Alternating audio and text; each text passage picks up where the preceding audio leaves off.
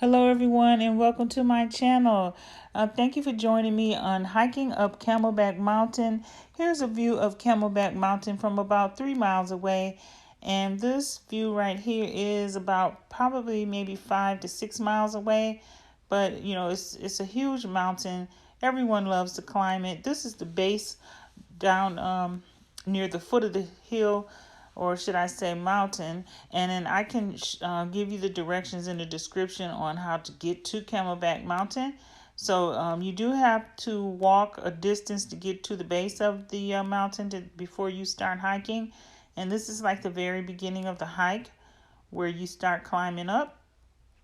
And it's about maybe a 2 to 3 hour climb up the mountain, depending on how fast you go and you know how fit you are. And so this is like maybe about I'd say about 45 minutes of climbing.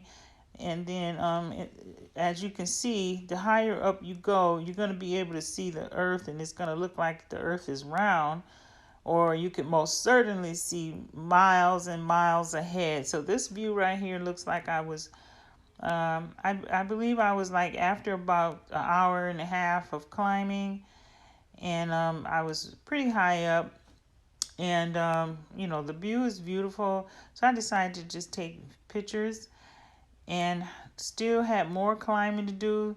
So it's a lot of people always on the trail, as you can see over to the right hand side there. And this is a photo of the terrain, so it's very rocky.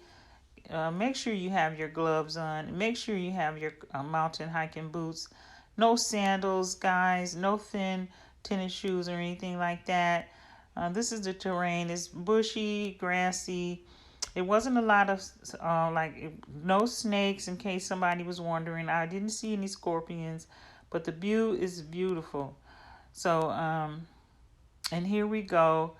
Now this right here is the point that I decided that I wanted to stop. I'm sorry, because this right here is like maybe about another half an hour climb and you'll be at the very, very top. So everybody have their comfort zone, and that looked like a slippery slope, and so I decided not to go any further and to just enjoy the views around the mountain. And this was a resort right above the Camelback Mountain. Beautiful.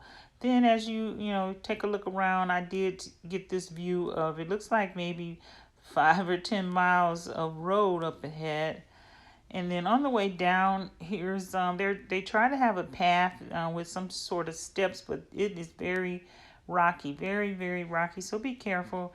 And then here's the view again at about, this is about like maybe 5 miles away, 5 to 6 miles away. So it was a pleasant climb. You'll be losing lots and lots of weight climbing this every day. I spoke to quite a few people going up and down. They said they come a couple of times a week, and you know, the pounds just come off. So, and I believe it, because it was it was strenuous, but you know, if you fit, you can handle it. Not a problem at all. So thank you so much for watching, and I'm going to put the description below about how to get to Camelback and a little bit more information for your reading pleasure. So thank you so much for joining me, and enjoy Camelback. Thank you. And so here are some more beautiful, beautiful views. I decided to play it safe and just kind of hang out at the level where I was at, because it was definitely plenty to see, and it's just so beautiful. And I was definitely on the lookout for snakes and scorpions, as I mentioned, but there weren't any. I'm not saying that there's definitely not any at all, because of course, you know, wildlife can be anywhere. So I'm not going to say there's not any. I just definitely did not see any. And so from here, you can definitely see the resort. Yes, and then I believe that's the Phoenician right below there.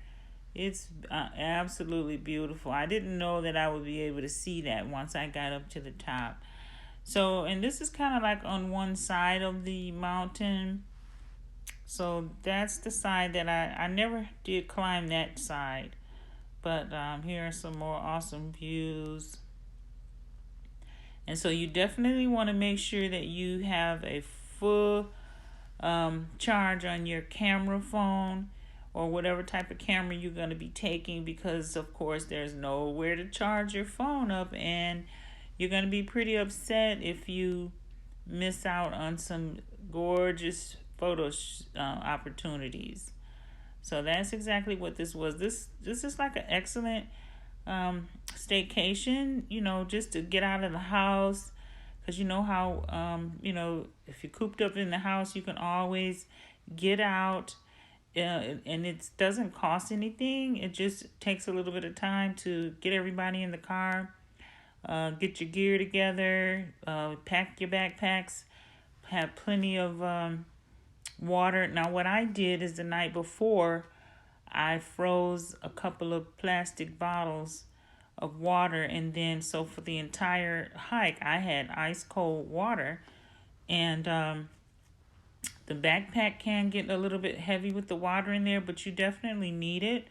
And this is the best time to go is before May, and definitely before June, because it's going to be too hot, and then it's going to be like a health hazard. You don't want to hike in Arizona on the hot mountain and it's like 100 110 degrees. No, you don't want to do that. So this is